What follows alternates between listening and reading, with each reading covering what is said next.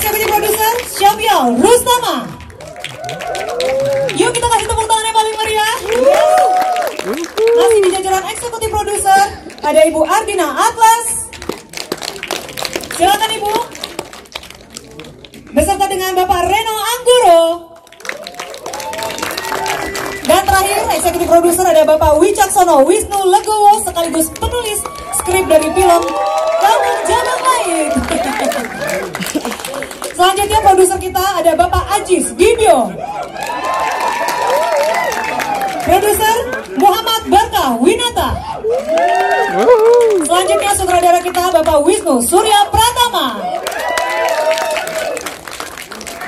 Dan ini adalah kreator dari cerita dari film ini, Teguh Palupi atau Queer Typing.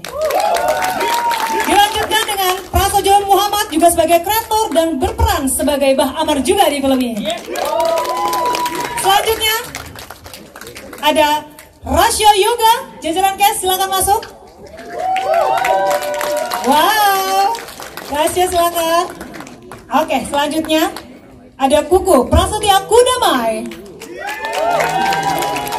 Monica Raja Lele. Selanjutnya jajaran cast ada Reka Nesya Gusti Gaza, Buki B. Mansur, Ersa Aurelia. Dan yang terakhir ada Atika Hasihola. Wow, sudah semua jajaran cast bisa bergeser ke tengah. Ya, terima kasih. Karena film sebentar lagi akan dimulai, teman-teman udah gak sabar, bener ya? Teman-teman media, kita langsung aja. Kata sambutan, perwakilan dari produser bisa dari Pak Ajis Dibyo, silakan. Mic-nya ada di belakang. Silakan Pak Ajis. Cek. Halo, selamat malam semuanya. Terima kasih rekan-rekan media, teman-teman konten kreator, dan di sini ada banyak teman-teman yang juga bekerja di balik layar sampai akhirnya film ini bisa tayang. Terima kasih semua. Halo teman-teman kru yang terlibat di proyek ini. Terima kasih. Terima kasih. Mau menambahkan Bapak produser kita? Oke, terima kasih. Bapak sutradara silakan, Pak Wisnu mungkin mau menambahkan. Terima kasih buat teman-teman media, KOL, dan terutama buat kru saya yang di belakang. Terima kasih sudah menciptakan apa yang kita impikan selama ini. Terima kasih juga buat jajaran cast yang luar biasa. Dan saya yakin teman-teman media akan melihat akting mereka yang luar biasa di film ini. Oke, terakhir dari saya, Rasya mau bilang sesuatu? Terima kasih sudah menonton. Selanjutnya untuk boleh mau lanjut lagi? Oke, untuk jajaran cast-nya perwakilan kali ini kita mau bergeser ke Prasojo. Kita boleh dong kasih sambutan buat teman-teman yang sudah hadir, para fans dan juga teman-teman media, silakan. Ya, selamat malam semuanya. Terima kasih yang sudah hadir di sini. Semoga nanti menikmati filmnya. Tapi semuanya ini nggak akan terjadi kalau Queer Typing ini nggak punya ide buat nulis Kampung Jabang Mait. Ya, semoga semuanya menikmati film malam ini dan puas sama hasilnya. Yes, terima kasih. Untuk satu kali lagi terakhir untuk perwakilan jajaran cast bisa dari Ersya, silakan Ersya. Ya, terima kasih semuanya yang sudah menyempatkan untuk hadir malam hari ini untuk nonton film Kampung Jabang Mait. Cuma mau bilang kalau memang suka sama filmnya, mohon bantuannya untuk disebarkan ke teman-teman yang nanti di tanggal 24 Juli bisa nonton di bioskop. Terima kasih banyak. Terima kasih. Silakan kita undang untuk bergabung bersama dengan kita. Pak Ajis silakan. Selanjutnya produser Bapak Barkah Winata, sutradara Bapak Wisnu Surya Pratama, kreator Teguh Palupi atau Queer Typing, silakan. Prasojo Muhammad. Selanjutnya ada Kuku Prasetya Kudamai. Yuk kita bergabung bersama. Selanjutnya untuk jajaran cast ada Rasya Yoga sebagai Guna. Kita kasih tepuk tangannya sekali lagi teman-teman. Terima kasih. Selanjutnya untuk jajaran cast kita panggilkan bergabung. Segera merapat Monica Raja Lele. Teman-teman sudah standby? Oke, kita lanjutkan lagi. Jajaran cash untuk bergabung bersama dengan kita. Ada Rekel Nesya. Yuk teman-teman silakan Rekel. Wah ini hero kita. Aku di sini. Rini, hidup Rini. Selanjutnya ada Buki Bamansur, Ersya Aurelia dan Atika Hasiholan. Ya, bergabung bersama dengan kita karena sebentar lagi kita akan ada press conference. Ersya bisa di tengah, Buki bisa ada sesuai dengan namanya. Untuk jajaran cash yang belum hadir, Kak Atika Hasiholan silahkan. Monica Rajalele tadi sudah kita panggilkan, apakah sudah hadir?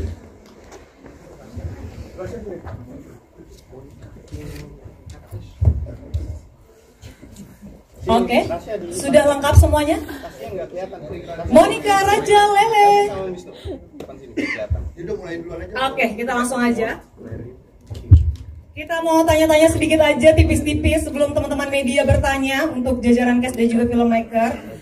Sebagai awalan, mungkin kita persilakan Bapak produser kita, Bapak Ajis Dibio dan juga Bapak Barkah Winata. Mikrofonnya sudah aman, dipersiapkan, kita kasih dulu. Ya. Untuk Pak Ajis dan Pak Barkah, akhirnya ini film yang ditunggu-tunggu, rilis juga, dan teman-teman media juga sudah hadir. Senantiasa sudah menunggu sampai dengan malam hari ini. Kita mau tanya, bagaimana nih perasaannya sebagai produser akhirnya bisa disaksikan semua sama teman-teman media dan juga seluruh tamu undangan 3 studio hari ini. Gimana Pak? Silakan Pak Ajis. Ya, selamat malam teman-teman semua. Terima kasih masih bertahan di sini dan mengikuti acara preskon ini. Yang pertama tentunya saya pengen sekali lagi setelah nonton ini tadi juga semakin pengen mengapresiasi lah kehebatan teman-teman aktor kita, Ersya, Atika, Rakel, Buki, Monica gitu, dan semua ini juga bisa terwujud karena story yang diciptakan oleh Mas Teguh, oleh Bang Jo, dan akhirnya kemudian disempurnakanlah menjadi sebuah film oleh Mas Wisnu gitu. Itu mungkin dari saya sementara ini. Mas Barkah mungkin mau nambahin. Ya, untuk Pak Barkah, ini isu yang cukup menarik karena ada unsur budaya, isu yang cukup sensitif dan dibawakan di film ini. Dan sebenarnya isu krusial apa sih yang pengen disampaikan ke seluruh penonton kita di film Kampung Jabang Mayit, Ritual Mayit ini? Silakan Mas. Ya, selamat malam teman-teman media. Terima kasih sudah bertahan. Ya, sebelumnya kami dari Kucing Hitam Pictures. Ini adalah langkah pertama kami, film pertama kami. Dan mengapa kita ambil isu ini sebenarnya adalah karena berangkat dari cerita dari Mas Teguh, Bang Jo yang bisa mengangkat sebuah tema tentang perempuan, tentang bagaimana kita bertahan di situasi yang sulit itu dengan cara yang sangat entertaining. Jadi Mas Teguh dan Bang Jo sebagai penulis bisa membuat cerita Kampung Jabang Mayit yang sudah puluhan episode. Total sekarang berapa? Kayaknya udah ya di YouTube ya. 4 season. Udah 4 season. 4 season. Jadi mereka berhasil membuat cerita yang engaging ke penonton, dan aku pikir ingin mensupport IP tersebut menjadi sebuah film yang sebenarnya justru bagian kecil dari, kalau teman-teman yang nonton, hanya bagian kecil dari universe-nya yang sangat besar itu. Jadi aku sih merasa cerita ini layak disampaikan dan menemukan banyak penontonnya gitu. Terima kasih. Terima kasih Pak Barkah. Selanjutnya kita bergeser ke sutradara kita, Pak Wisnu. Hai Pak. Tadi emosional sekali di studio 2. Kira-kira apa sih sebenarnya yang paling emosional ketika mendirect film ini? Mas Wisnu silakan. Sebelumnya saya mengucapkan terima kasih untuk teman-teman media yang sudah bertahan menonton dan atas apresiasinya terhadap film ini. Juga saya mengucapkan terima kasih kepada produser-produser yang luar biasa yang membawa cerita ini kepada saya, terus saya menjadi larut di dalamnya gitu. Bagaimana dan juga cerita kepada Mas Teguh dan Mas Prasojo yang sudah membuat cerita sedemikian luar biasa, cast yang amazing. Setuju nggak mereka amazing? Keren ya? Luar biasa. Luar biasa.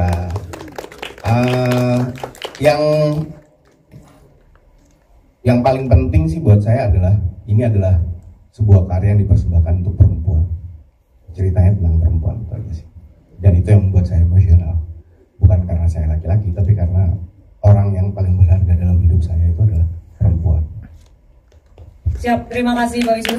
Terakhir tipis saja Mas, untuk treatment horornya kali ini ada sesuatu yang berbeda yang ditampilkan dari karya Mas Wisnu sebelumnya, kira-kira boleh disampaikan, silakan. Horor dalam film ini, saya ingin memperlihatkan horor itu apa sih yang dalam kepala saya gitu. Sebenarnya horor itu kan ada di dalam kepala kita gitu. Dan horor itu yang kemudian muncul dan menghantui kita dalam hidup kita. Bukan berarti bahwa horor itu harus ada hantu muncul dari di bawah bangku. Horor itu adalah kehidupan kita yang berantakan, itu adalah horor. Bener lagi. Kok kita banget sih ya? Keputusan-keputusan yang salah dalam hidup kita itu adalah horor. Orang yang kita cintai ternyata mengkhianati kita, itu adalah horor yang paling. Horor itu Bagas nggak sih Mas Wisnu? Bagas sih. Ya kan, setuju kan? Gitu sih. Dan ancaman untuk kehilangan orang kita cinta itu adalah horor yang paling menyeramkan. Aduh, dalam banget. Aduh, nyes langsung. Terima kasih Mas Wisnu. Selanjutnya kita penulis cerita KJM ini, Kampung Jabang Mait, Queer Typing atau Teguh Paluvi. Halo Mas, akhirnya. Akhirnya ya. Yes, yang sudah ditulis, rilis juga. Ada boleh sesuatu yang disampaikan yang mungkin belum disampaikan sebelumnya ke rekan-rekan media, silakan. Pertama, sama ucapan terima kasih kepada rekan-rekan media, terus kepada para jajaran produser, sutradara, teman-teman aktor juga gitu. Akhirnya selama 3 tahun lebih proses penulisan, upload di Bangdu juga, saya upload di Twitter juga. Layar lebar tentu jadi tujuan yang paling ambisius ya, yang pernah saya miliki gitu, dan akhirnya malam ini bisa dinikmati oleh teman-teman dan semoga ya mengetahuilah Rangkas Puna yang sesungguhnya, yang seutuh-utuhnya, dan mohon didoakan agar banyak orang juga yang mengetahui tentang film ini, isu ini, entah itu perempuannya, entah itu pergerakan di dalam filmnya, pesan-pesan teman-teman yang nanti dapat, semoga sampai ke halayak yang lebih ramai. Itu sih Mbak. Yes, terima kasih. Tipis dong, kita penasaran karena kan sebagai penulis juga, sebenarnya apa sih yang paling penting yang pengen dipertahankan dari cerita film ini supaya tidak kehilangan roh cerita aslinya? Silakan. Di proses develop sama Mas Wisnu, sama Mas Ajis, Mas Barka juga, sama teman-teman, yang paling pentingnya adalah mempertahankan Rangkas Punanya ya, karena di tulisan aja itu udah jelas Rangkas Puna bukan sekedar desa, itu adalah nama, merangkas menuju kepunahan artinya gitu. Jadi itu emang udah malapetaka, malah bahaya udah terjadi di situ gitu. Dan itu aku lumayan cukup meminta gitu agar dipertimbangkan nama Rangkas Puna dan nama judul Kampung Jabang Maitnya sih. Gitu. Oke, terima kasih Queer Typing. Selanjutnya kita mau bergeser ke jajaran cast. Pertama ada Ersya Aurelia yang sebagai Weda. Halo Weda, aduh sepertinya karakternya benar-benar mengalahkan dan tantangan sekali. Boleh share dong ke teman-teman selama proses develop karakter kamu, syuting sampai akhirnya rilis juga film ini, apa sih yang paling nggak bisa dilupakan dan terngiang sampai sekarang untuk karakter Weda? Silakan Ersya. Oke, yang aku rasain, sebelumnya aku mau berterima kasih dulu sama teman-teman media yang sudah hadir malam hari ini. Makasih banyak untuk menyediakan waktu. Hal yang paling memorable tentang memerankan Weda menurutku adalah mungkin perkembangan karakter dia justru. Karena sepanjang film kan kita melihat dari yang sebelumnya Weda belum bisa berani untuk menentukan pilihannya sendiri, sampai mata dia dibukakan sama kenyataan gitu ya, dan dia terpaksa harus membuat keputusan yang cukup akan merubah kehidupan dia 180 derajat gitu ya. Dan selama aku memerankan Weda, banyak banget pelajaran yang aku ambil secara personal gitu ya dari karakter Weda, karena aku merasa juga ikut bertumbuh sama Weda selama aku mengerjakan film ini gitu. Dan setelah film ini aku banyak mendapatkan pelajaran dan aku juga merasakan perubahan gitu, bahwa sebenarnya perempuan itu berhak untuk menentukan pilihannya sendiri, untuk kehidupannya sendiri, dan apa yang terbaik untuk diri dia hanya dia sendiri yang tahu gitu. Jadi ya itu sih, kayak keberanian untuk mengambil keputusan itu. Yes, hidup perempuan. Karena perempuan itu sangat berhak ya menentukan keputusannya sendiri atas tubuhnya dan hidupnya sendiri. Begitu ya Ersya ya? Betul sekali. Oke, terima kasih. Selanjutnya kita ke dukun beranak kali ya. Kak Atika Siolani itu, wow, dari awal karakternya emang udah dibentuk cukup punya sisi gelap ya. Gimana nih proses pendalaman emosionalnya ketika memerankan dukun beranak yang satu ini gitu? Boleh share silakan Kak Atika. Iya, banyak diskusi sama sutradara ya, sama Mas Wisnu gitu. Yang pasti kan aku harus memahami dulu latar belakangnya kenapa nih Ito bisa menjadi sosok yang seperti ini dan mengambil keputusan dalam hidupnya yang seperti kita lihat tadi gitu. Jadi walaupun tidak tergambar di dalam film ini, jadi lebih banyak galinya dalam diskusinya gitu loh, apa yang membentuk latar belakang dari Ito itu sendiri. Oke. Kalau bisa digambarin karakter Ito ini menurut Kak Atika seperti apa sih? Satu kata aja untuk menggambarkan karakter dari Ito. Apa ya? Menggoda Buki kayaknya. Wow. Gimana tadi kaki gue? Gimana Bagas katanya? Oke, seru banget. Terima kasih Kak Atika. Langsung ke Buki kita ya, ke Bagas, pria red flag yang satu ini. Halo semuanya. Hey, kok kamu red flag sekali? Rambut merah. Apa? Takut deh. Akhirnya melihat akting kembali Buki di film horor, berperan sebagai Bagas. Gimana sih proses pendalaman karakter kamu emosional di sini? Karena kamu sikat semua perempuan di sini. Astagfirullahaladzim. Silakan share, Buki. Boleh ulang lagi. Sorry banget. Karena terlalu mendalami karakter ya Buki ya. Gimana nih proses kamu development karakter kamu untuk ngebangun karakter Bagas di film ini? Aku sih developmentnya pasti ya diskusi juga sama Mas Kucing, Mas Wisnu maksudnya, and sama acting coach kita juga, dan kita develop yang dimana Bagas itu ya di mata dia tuh he's not doing anything wrong gitu, karena dia punya visi misi sendiri dan dia punya goals sendiri yang dimana ya dia bakal ngelakuin apapun itu untuk dia bisa meraih goals itu gitu, yaitu untuk mengabdi kepada Ito gitu. Jadi aku sih ngambil approach-nya yang enggak enggak 1:1 sama Thanos ya, tapi maksudnya kayak dia gak ngerasa salah gitu, makanya dia semuanya dihalalin untuk dia, cause you know gitu. Laki-laki selalu benar gitu ya Buki ya. Wow.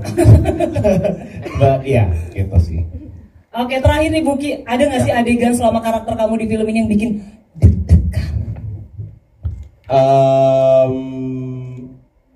Ada pastinya yang scene sama Kak Atika, soalnya belum bukan, aku belum sempat izin sama Bang Rio, jadi kayak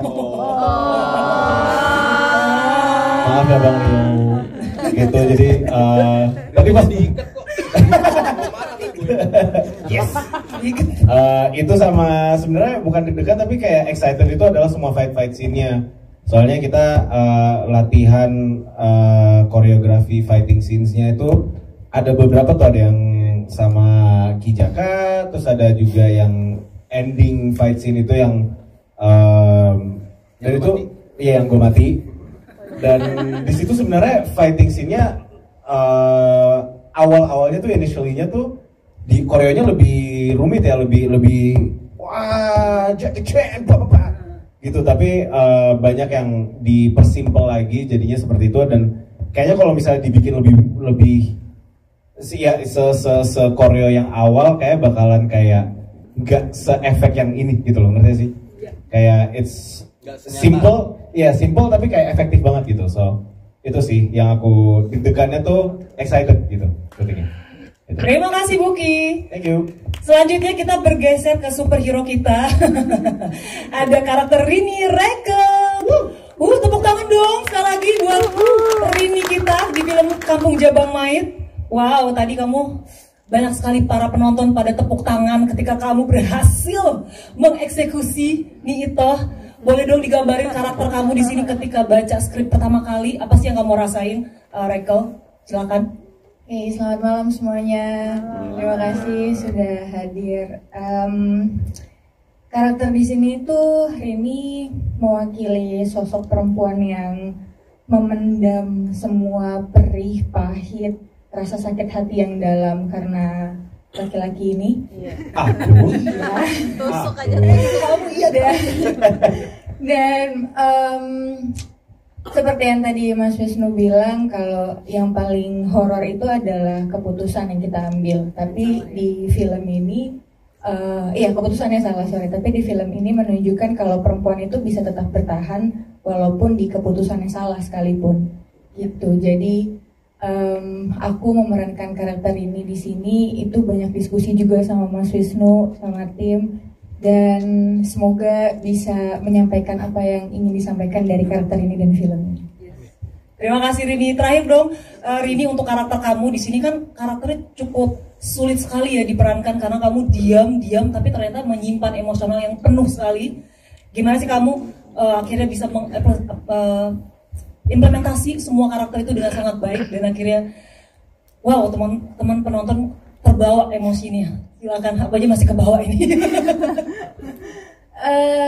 Sama sih ya kayak teman-teman kes yang lainnya, banyak sekali ngobrol sama Mas Wisnu karena kan aku gimana ya, belum bisa ngebayangin kayak perasaannya si Rini tuh udah punya anak, dia ada di rangkas puna yang segitu membuat hidupnya jadi pahit dan kayak dikerangkeng gitu. Jadi banyak ngobrol juga sama mama tentang seorang ibu kayak gimana, sosok perempuan seperti apa. Ya gitu sih, aku lebih banyak diskusi sama Wisnu. Keren banget. Terima kasih Rekel, walaupun belum punya anak tapi belajar sama mama ya untuk memerankan karakter seorang ibu dari Guna. Baik, selanjutnya kita mau bergeser ke Bang Prasojo sebagai Bah Amar di sini. Yes. Kedengeran nggak ya? Yes, kedengeran. Teman-teman kedengeran nggak? Prasojo suaranya? Ya. Aman? Oke, akhirnya cerita dari podcast yang kamu bawakan di series kamu sudah banyak sekali penonton yang sudah menyaksikan dan sekarang akhirnya rilis juga filmnya. Gimana nih tanggapan dari Prasojo sendiri ketika diumumin ikutan ternyata main di film ini? Silakan. Ya, sebelumnya terima kasih ya buat semua yang udah hadir di sini. Terima kasih banyak sudah menonton. Feelingnya sih sangat-sangat senang sekali pastinya, apalagi ini jadi pengalaman yang baru banget bagi saya gitu ya, bermain di layar lebar. Sebelumnya belum pernah, hanya bermain di YouTube aja. Tapi ketika Kucing Hitam approach untuk menawarkan mau nggak main, sebenarnya muncul di kepala itu kayak enggak lah. Jujur dari zaman kecil itu saya tuh bukan tipikal orang yang mau acting atau mau unjuk gigi di depan kamera lah gitu ya. Tapi ketika dia approach kayak gitu, saya merasa tertantang. Jadi wah, kalau ini lewat nanti gak ada lagi gitu, kan bisa-bisa. Akhirnya ya udahlah, saya ambil aja, terserah nanti mau gimana hasilnya atau gimana, jalanin aja. Dan alhamdulillah ternyata syutingnya itu tidak seburuk yang saya bayangkan dan ketemu dengan cast-cast yang baik-baik. Apalagi sutradaranya Mas Wisnu, wah baik banget di luar dugaan saya. Bukan pintar sekali ya dia. Di bayangan saya itu sutradara kan biasanya galak-galak gitu ya. Tapi ternyata pas di set baik banget itu, diarahin harus gini. Akhirnya bisa melalui acting itu dengan lancar. Galaknya sama Rasya ya. Dan juga terima kasih lah buat orang ini ya. Karena lewat teman juga akhirnya bisa bertemu dengan orang ini, akhirnya kita sering bekerja sama bareng, akhirnya kita menggarap Kampung Jabang Mait ini, akhirnya naik di YouTube sampai orang bisa nonton dan akhirnya digarap jadi film. Itu sih. Yes, ternyata syuting horor ini ya seru ya ternyata ya Prasojo ya. Seru banget sih. Seru. Tegang megangnya aja, takut salah ngomong aja sih sebenarnya. Skrip ya. Tapi aman ya sejauh ini Mas Wisnu ya. Aman. Alhamdulillah aman. Oke, terima kasih. Prasojo, selanjutnya kita ke Monica Rajalele sebagai Niwarsi. Teman saya juga sebagai konten kreator dan akhirnya jadi cast dari film Kampung Jabang Mait ini. Kira-kira pas pertama kali ini ditawarin jadi Niwarsi, apa nih langsung ada di kepala terlintas? Silahkan Monica. Kenal lagi. Halo semuanya teman-teman media, terima kasih masih bertahan sampai jam segini. Tadi untuk menjawab jawaban Kamora, pertama kali yang di pikiran aku adalah aku nggak tahu Niwarsi. Dia dikasih taunya cuma kamu jadi Niwarsi. Terus aku bingung Niwarsi itu siapa, terus orangnya seperti apa. Dan ternyata Niwarsi itu seorang wanita yang sudah menikah sama Bah Amar, yaitu suami saya yang sebelah situ. Terus dia juga udah punya anak dan tengah hamil anak kedua kan. Pertama kali aku pikir kayak aku kan belum pernah menikah, aku kan belum pernah hamil. Ini gimana ya gitu. Sementara ini kan di sini karakternya beda banget ya sama Kak Ersya kan. Kak Ersya maaf ya Kak ya, hamil di luar nikah. Nah, di situ kan kebetulan ya suaminya mana? Lain saya. Oh iya, maaf. Apa namanya? Waktu aku di itu kan hamil tapi punya suami, terus punya keluarga yang bahagia, sangat kontras. Jadi aku harus melihat kayak seperti apa sih maksudnya kehidupan yang keluarga baru yang anaknya masih kecil, terus bahagia, suaminya tuh sayang antar kemana-mana gitu tuh. Aku pun harus riset ya, karena walaupun aku melihat di sekitarku itu kan belum pernah terjadi sama aku, jadi aku harus tahu apa yang dirasakan. Terus habis itu kalau perempuan hamil tuh seperti apa, maksudnya dari ciri-ciri fisiknya, terus mata-matanya seperti apa tuh aku sampai kayak gitu. Jadi aku kayak pas sudah tahu, oke, ini menarik dan aku jujur aja happy banget sikat. Oke, terima kasih Monica. Selanjutnya kita bergeser ke adik kita yang berperan sebagai Guna. Hai Rasya, besok sekolah sayang? Kita Gak mungkin. Oh gak mungkin. Rasya, boleh dong disapa teman-teman media yang tadi sudah menonton film Kampung Jabang Mait, yang sudah nonton Rasya, boleh disapa sekali lagi? Halo semuanya. Hai. Rasya, boleh ceritain nggak ke teman-teman yang sudah hadir hari ini, waktu pertama kali diajak itu perasaannya gimana sih diajak main film horor? Silakan dijawab. Senang banget sih. Senang banget tau? Aku juga senang lihat kamu di sini tadi. Kenapa senang? Kenapa senangnya? Boleh ceritain? Apa yang bikin senang? Karena baru pertama kali. Rasya grogi ya. Boleh dikecangkan sedikit suaranya Rasya? Apa ya? Yang apa itu juga bingung. Apa yang Rasya inget deh waktu syuting yang akhirnya bikin Rasya tuh seneng banget? Dapat kambing. Makan jantung kambing enggak ya? Enggak. Itu saya. Jadi kambing yang kita syuting yang aslinya itu tidak dipotong tapi dikasih ke Rasya. Sekarang udah punya anak. Namanya siapa? Namanya siapa kambingnya? Kasih nama. Oke, terima kasih Rasya. Untuk terakhir kita lanjut ke Kukuh Kudamai, Ambar Wicaksana, berperan di sini. Tepuk tangan dong. Sebelum kita ke Q&A, miskin nih. Kita. Mas, gimana sih pertama kali akhirnya bisa diajak terlibat di proyek film ini, Mas? Boleh di-share dong sedikit, boleh ke teman-teman? Kalau diajak saya nggak tahu, mungkin pilihannya cuma saya atau ada beberapa pilihan terus saya dipilih gitu loh Mbak. Enggak loh Mas. Serius. Kalau nggak salah gitu ya Mas Wisnu ya. Iya. Nah, namanya juga casting. Ada casting director. Ada ya, dari mbak-mbaknya casting atau mas-masnya casting, terus saya diberi kesempatan itu Mbak. Itu kayaknya Mbak. Kalau saya membaca pikiran mbak-mbaknya casting ya, yang gitu sih. Terus pertanyaannya Mbak. Tapi senang banget ya Mas ya, akhirnya bisa semua menyaksikan film Kampung Jabang Mait. Ayo kalau seneng banget Mbak. Saya tidak menduga kalau hasilnya itu seperti ini gitu loh. Ini pertama kali juga nontonnya? Yes. Yes. Bahasa Inggris loh. Kalau bahasa Inggris keren lah. Itu kan membantu Indonesia ya. Nah, ini di luar dugaanku Mbak, bahwa saya bisa ya, ini kayak nonton paket komplit gitu loh. Ada horornya, terus ada dramanya, ada action. Soalnya sutradaranya bilang action gitu juga Mbak. Jadi bingung juga bisa bikin. Banyak lah Mbak. Banyak ya. Yes. Siap. Terima kasih Mas. Siap. Oke, langsung saja kita mau buka Q&A teman-teman rekan-rekan media, langsung saja kita mau pertanyaan pertama. Bisa, oke, masih dulu ya. Dari media mana dan ditujukan pertanyaan ke siapa? Silakan. Iya, halo, selamat malam semuanya. Terima kasih sebelumnya. Ingin saya tanyakan ke Pak Wisnu Surya Prasama sebagai sutradara ya. Nah, di sini dalam film Kampung Jabang Mait ini penggarapannya berapa lama untuk proses syutingnya, dan juga ada kesulitan ya dalam selama proses syuting tersebut.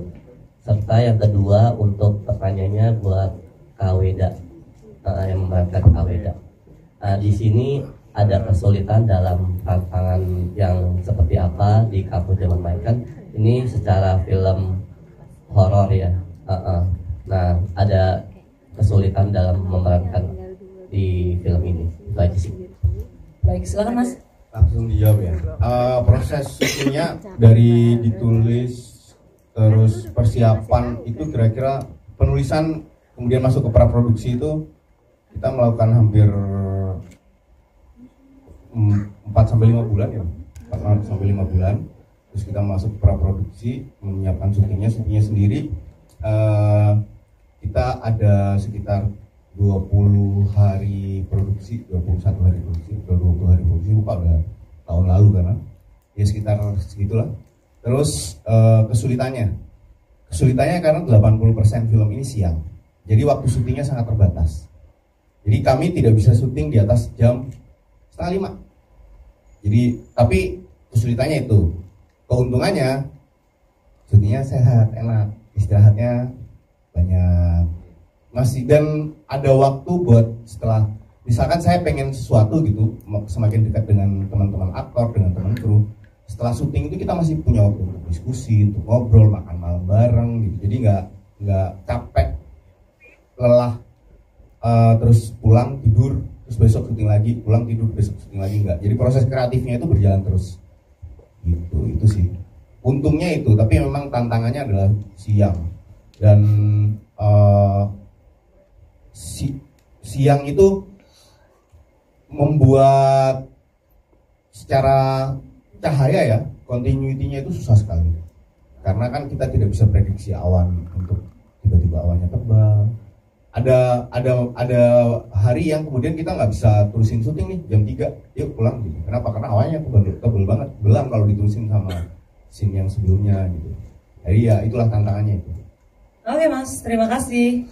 Ersya bisa langsung menjawab, silakan. Iya, terima kasih semua pertanyaannya. Ya, kalau kesulitan sih, aku lebih suka menyebutnya tantangan, karena itu justru yang bikin syuting jadi seru gitu ya. Mungkin tantangannya di film Kampung Jabang Mait untuk aku, untuk karakter Weda, scene-scene emosional pertama. Bisa dilihat di awal kan memang cukup drama ya, hubungan Weda sama Bagas yang cukup intens gitu ya, dengan permasalahan yang muncul. Itu secara emosional cukup sulit buat aku membayangkan menjadi wanita hamil di luar nikah, karirnya lagi bagus-bagusnya gitu. Jadi kan itu beban emosinya cukup berat buat aku. Terus yang kedua adalah scene tarian, scene ritual. Itu kan ada tarian kontemporernya, dan di situ pertama kali aku belajar tarian kontemporer. Ada workshopnya juga beberapa hari sebelum syuting. Terus ketika syuting memang cukup berat karena kita di siang bolong ya, lumayan terik.